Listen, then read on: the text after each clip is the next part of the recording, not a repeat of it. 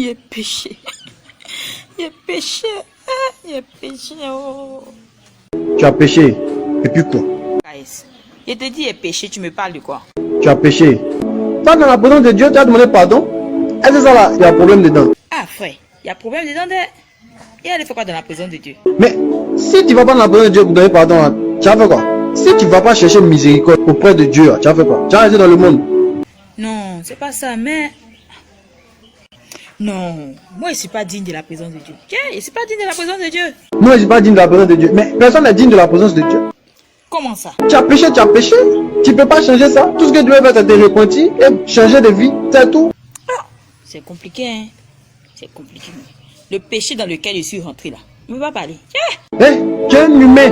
L'humain, là, il fait des erreurs. L'homme, il fait des erreurs. Quel que soit ton rang. Tu es un humain. Hey, dans la prière de notre Père, là, toujours, Seigneur, pardonne nos offenses. Pardonne-nous. Parce que le Seigneur sait que nous, on est des gâtés. On est des gâtés. Sinon, c'est ça là. C'est que personne n'allait prier. Et qui va dire qu'il est digne de la présence de Dieu? Qui?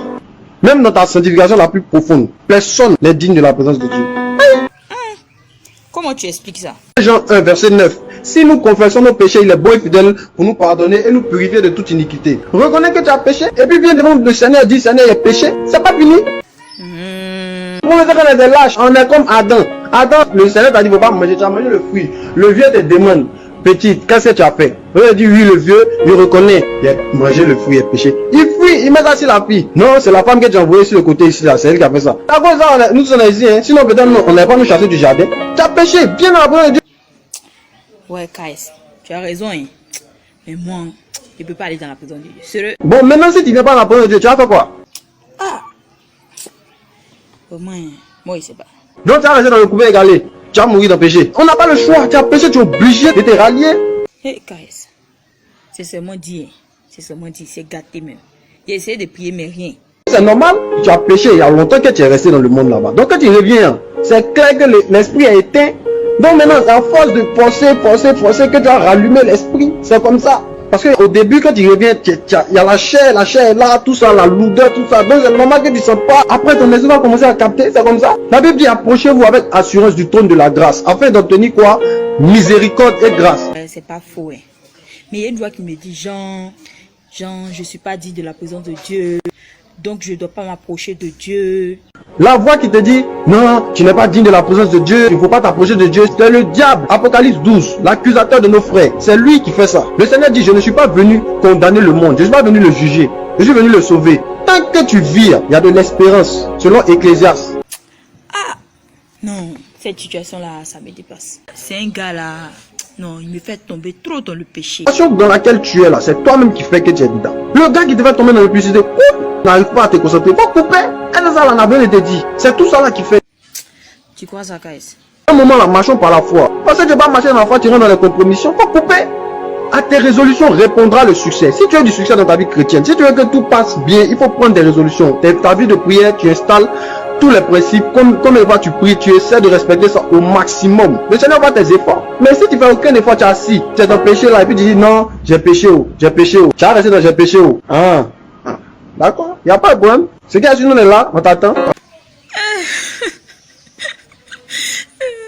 Le problème des justes, c'est pour les pleurnichards, c'est pour les violents, c'est les gens qui disent Seigneur, j'ai péché, je reconnais, j'ai péché, pardon. Il a péché, mais il est là. Même tu tombes, tu es là, j'ai péché. 7 fois le juste tombe, il se relève. Maintenant, c'est quel juste tu tombes, tu ne vas pas te relever. Ah, Kaïs, donc tu m'encourages à pécher et à me relever, c'est ça? Je ne suis pas en train d'encourager quelqu'un à pécher, mais ça peut te dire que tu as déjà péché, c'est déjà fait. Tu peux faire quoi? Tu ne peux pas changer ton passé, mais au moins l'avenir là, tu peux changer ça. La Bible dit, humiliez-vous devant Dieu, il vous élèvera. Tu ne peux pas t'humilier, c'est ça le problème en fait. Assume tes responsabilités, dis oui, Seigneur, j'ai péché, pardonne-moi, pardonne-moi, jusqu'à ce que sa miséricorde vienne et qu'il te délivre. Tout qu'on fait là, la délivrance, c'est dans sa présence, c'est pas ailleurs. Donc tu n'as pas le choix quoi. Tu vois que tu es dans le mal, mais tu es là, tu demeures dedans. Tu attends quoi? Une visitation quoi? Ouais, sérieux frère, tu me parles, hein. J'entends une voix qui me dit reviens.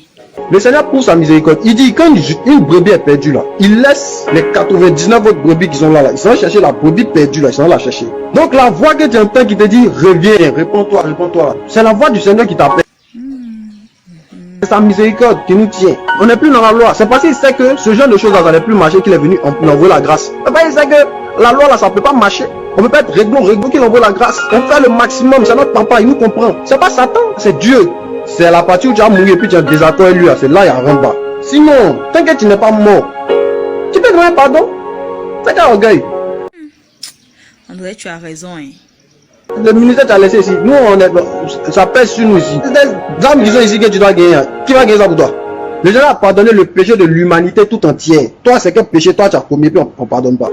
Voilà. Donc, la parole de Dieu, là, c'est dur, mais c'est pour te bouger, quoi. Voilà, c'est pour te bouger. Donne de toi. En clair, la moisson est grande, il y a peu d'ouvriers. Notre petit nombre d'ouvriers, là, faut pas diminuer ça. Faut venir travailler. Hein? Donc, vous m'attendez? On t'attend, faut venir en baraque. Hein, ouais. C'est que c'est chaud. Eh, vraiment, KS, merci beaucoup. Merci. Tu viens d'ouvrir mes yeux, même. Didi, même. Dans mon esprit, là. Continuer le travail. Pendant ce temps, moi, aller dans la présence de Dieu. Demander pardon au chao. Demander pardon au vieux chap-chap. Et puis, il vient, ouais. Que Dieu te bénisse.